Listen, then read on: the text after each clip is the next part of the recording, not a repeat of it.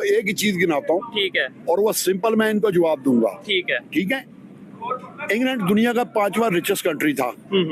अब 6वां। अब 6वां हो गया, 5वां इंडिया ने ले लिया है। ठीक है। क्यों लिया है? इसका मतलब ये है कि 2.2 ट्रिलियन या 2.3 ट्रिलियन उनके पास जो ये पैसे आए हैं वो कहाँ से आए हैं, उन्होंने कहाँ से अर्न किए हैं ये? ठीक है। क्या वो IMF से कर्जा लेता है? नहीं। हम 1 बिलियन के लिए भीख मांगते हैं लोगों से। ठीक है। अगर 1 बिलियन भी आपकी कंट्री में आया और वो 1 बिलियन अगर आपने यूज किया पब्लिक के लिए तो वो 2 बिलियन हो जाएगा डेफिनेटली। जब आपने 1 बिलियन। नमस्कार दोस्तों, स्वागत है आप सभी का हमारे YouTube चैनल डिजिटल रेजिमेंट्स में। जैसा कि आपको पता है दोस्तों, हम आपके लिए एक से एक लेटेस्ट और बेहतरीन न्यूज़ लेकर आते रहते हैं।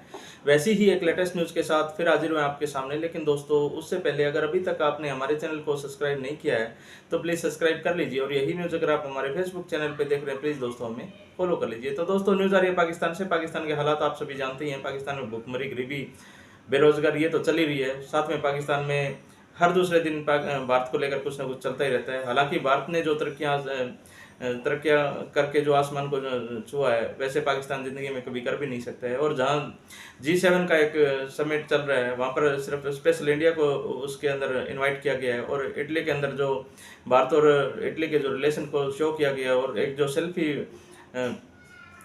इटालियन प्रेसिडेंट और मोदी जी के साथ में हुई थी, उसने तो इतनी वायरल हुई है कि पूरे इंटरनेट पर छा गई है।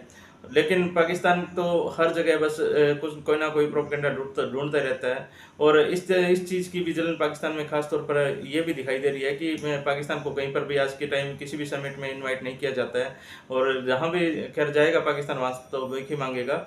इसी से रिलेटेड न्यूज़ है दोस्तों। न्यूज़ बड़ी ज़बरदस्त है, कुछ पाकिस्तानी रिएक्शंस भी हैं। देखिए, करते हैं न्यूज़ को स्टार्ट। इंग्लैंड के अंदर before I came to Pakistan मैंने ये खुद देखा है, ये पैलेस्टाइन का जो वहाँ पे मुकदमा चला है, ठीक है, पब्लिक वहाँ पे बाहर निकली, ठीक है, ब्रिटिश गवर्नमेंट ने उनको अरेस्ट किया और बहुत हैवी पनिशमेंट दी, ठीक है। लेकिन लोग बाहर निकलना बंद नहीं हुए। ये होती है नेशन। जब उन्होंने किसी के खिलाफ खड़ा होना है तो उन्होंने खड़ा होना है। ये कौम डिसाइड करती है, गवर्नमेंट डिसाइड नहीं करती। गवर्नमेंट ने अपना काम किया और पब्लिक ने अपना काम किया। क्या पाकिस्तानी कौम इतनी बेहिस होगी कि सारी की सारी बाहर नहीं निकल सकती? पूछो तो सही कि हमने किया क्या, हमारा कसूर क्या है? 75 ईयर हमको हो गए हुए हैं इंडिपेंडेंस लिए हुए।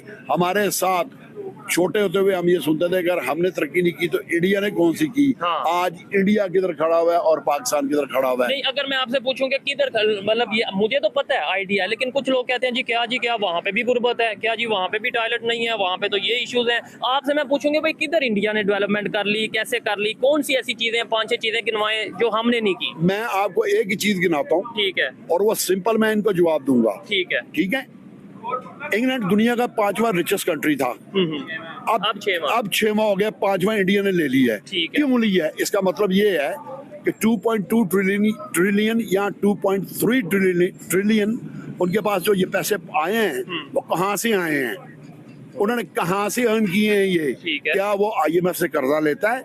नहीं। हम 1 बिलियन के लिए भीख मांगते हैं लोगों से। ठीक है। अगर 1 बिलियन भी आपकी कंट्री में आया और वो 1 बिलियन अगर आपने यूज किया पब्लिक के लिए तो वो 2 बिलियन हो जाएगा। डेफिनेटली। जब आपने 1 बिलियन आपको मिला और जब आपने आपस में बांट लिया तो पब्लिक को क्या मिला? कुछ भी नहीं मिला, परेशानी मिली।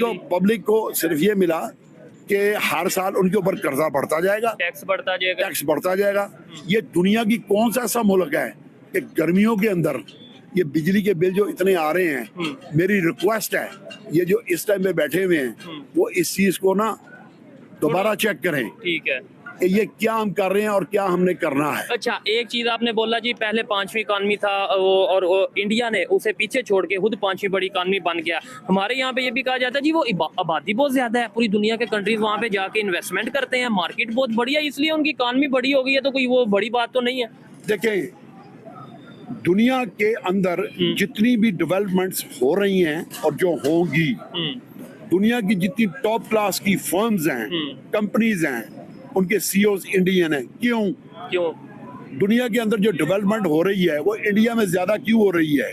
मेरा क्वेश्चन है, पब्लिक से पूछें क्यों? ठीक है, देखने वाले जरूर बताएं। मैं अगर यही सवाल सर मेरे से करें तो मैं ये कहना चाहूंगा सबसे मेन चीज है एजुकेशन, जो मुझे लगता है शायद मैं गलत भी हो सकता हूँ। और दूसरे नंबर पे उनकी लॉन्ग टर्म पॉलिसीज, उनके गवर्नमेंट का स्टेबल होना, डेमोक्रेसी का स्टेबल होना, ये 2-3 चीजें मुझे लगती है। देखिए, एजुकेशन की आपने बात की, जब आपका लिटरेसी रेट इस टाइम पे क्या है पाकिस्तान का, I have no clue you know whatsoever, ठीक है, ऑलमोस्ट 60-65। ठीक है।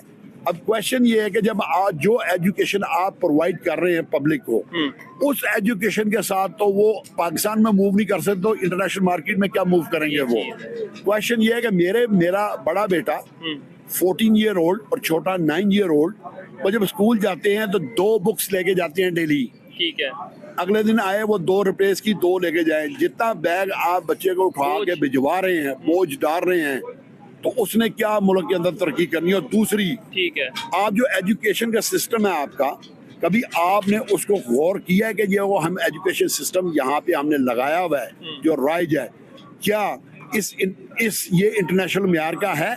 मेरा क्वेश्चन ये है आपसे, बच्चे के लिए गवर्नमेंट का स्कूल और अमीरों के लिए प्राइवेट एजुकेशन, ठीक है, वाई? यही चीज है। यही चीज यूके में भी है, लेकिन उनका स्टेटस जो है वो डिफरेंट है।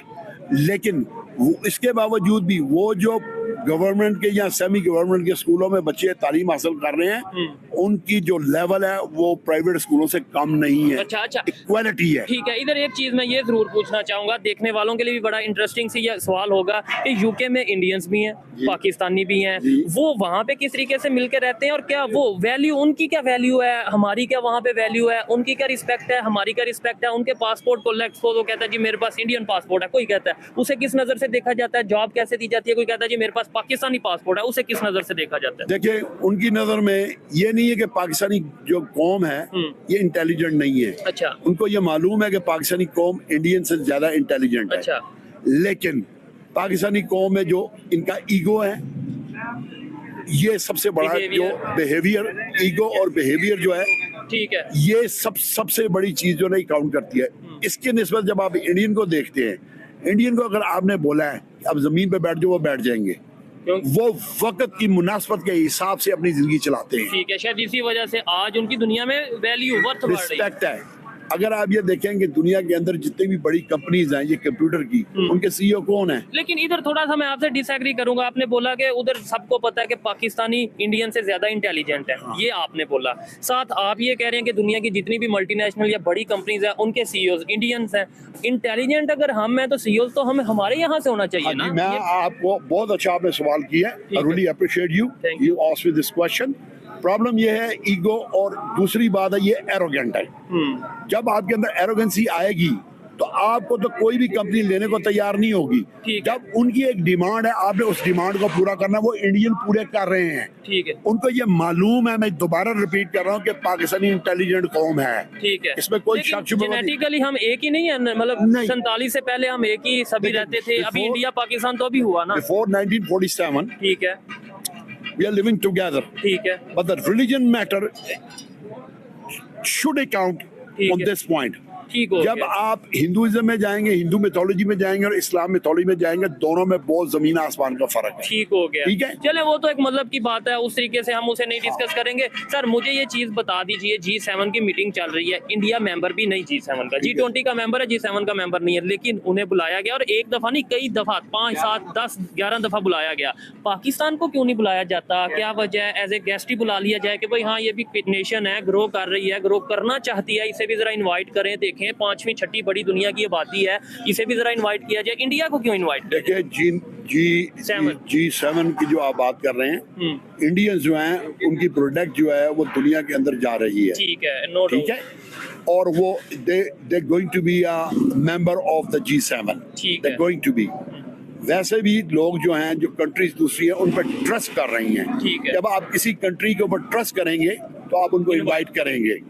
जब आप उनको इनवाइट करेंगे तो आप ट्राई करेंगे हम उनको भी मेंबरशिप दें। ठीक है, they should gather, G7 membership. ठीक है। क्वेश्चन ये है, जब आप पाकिस्तान की बात करते हैं तो प्रोडक्ट तो सर हमारी भी नहीं जाती। पाकिस्तान की जो प्रोडक्ट जा रही हैं वो वाया इंडिया जा रही हैं। अच्छा। मेरा क्वेश्चन ये है कि जब इनके पास दुनिया की हर चीज अवेलेबल है, ठीक है, तो ये डायरेक्ट क्यों नहीं भेजते? नहीं, कौन सी ऐसी प्रोडक्ट है जो वाया इंडिया जा रही है, और अगर जा भी रही है, एक मिनट मान लिया कि हाँ भाई ये पाकिस्तान मेड इन पाकिस्तान है, लेकिन ये भेज इंडियन भेज रहा है, क्या वजह? मैं डायरेक्ट क्यों नहीं भेज सकता? एक पाकिस्तानी क्यों नहीं भेज सकता कोई भी प्रोडक्ट? देखें, मैं आपको एक मिसाल देता हूँ राइस की। अच्छा।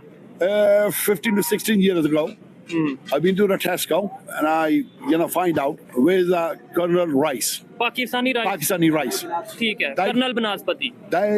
They told me we stopped buying the rice from Pakistan. तो मैंने उनसे पूछा, यार आपने उनसे खरीदना क्यों बंद कर दिया?